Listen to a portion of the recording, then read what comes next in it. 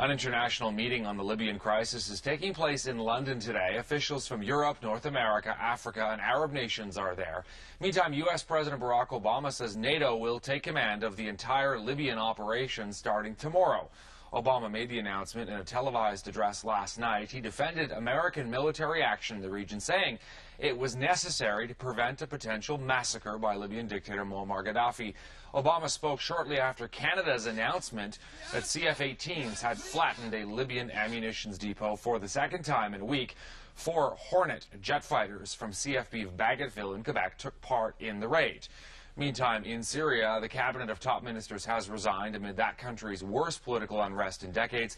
The Syrian dictator Bashar Assad is expected to announce greater political freedoms in the next 24 hours amid a week of protests and some deadly shootings in Syria as well. Khalid Madani from McGill is back with us here in studio today. Okay, let's start first off with the situation in Libya. I want to get your take not only on what's happening right there, day 11 of the NATO bombings, but what lies ahead for Colonel Gaddafi. Well, I think what lies ahead depends on the ultimate goal of the NATO operation and the U.S. operation as well.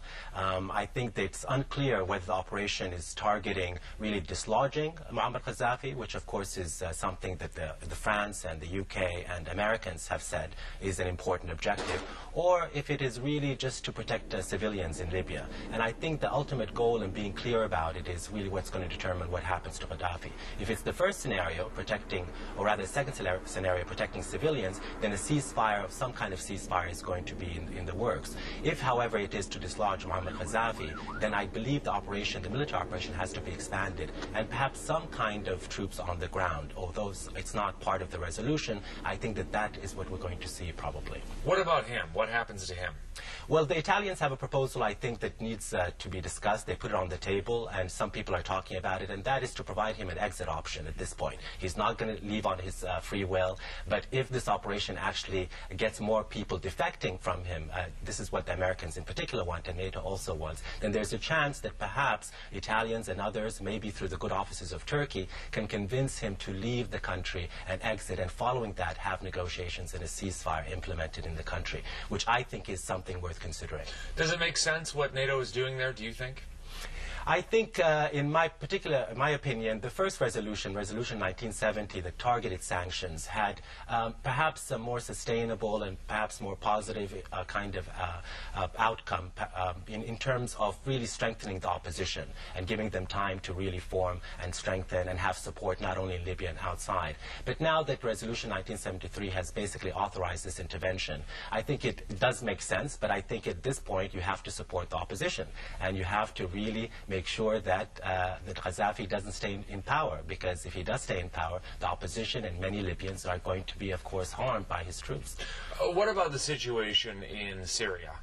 You know, another country, we've seen the situation in Tunisia and in Egypt and in Libya and now in Syria. And I want to get your take on what you think is happening there and whether this opening by Assad is really legitimate, and whether you think it's going to be enough.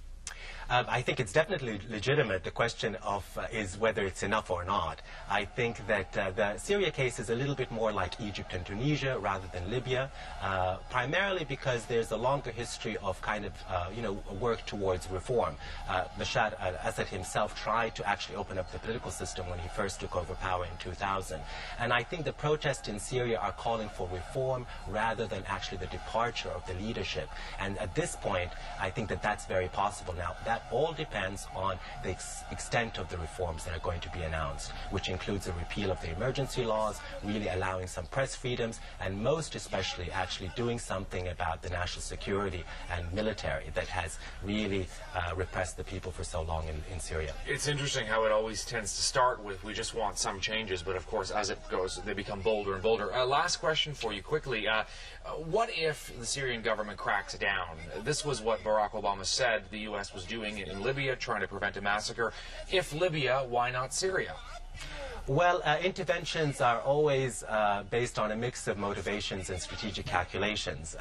Although many people would like to have a kind of consistency with respect to interventions, the fact is that Syria, of course, is much more strategically difficult to intervene in. It's, of course, very close to Israel. It also has a relationship with Iran and, of course, in Lebanon. And so an intervention in Syria could have the potential, more than Libya, of really inflaming the entire region. That's one kind of perspective. Another is something that Hillary Clinton said, and that the Americans believe, that the leadership in Syria is different from Gaddafi, this leader, in particular Assad, is much more of a political reformer. And there is some indication that he is very much interested in some element of political reform that can actually mitigate the violence and the protest. And I think that that is worth considering.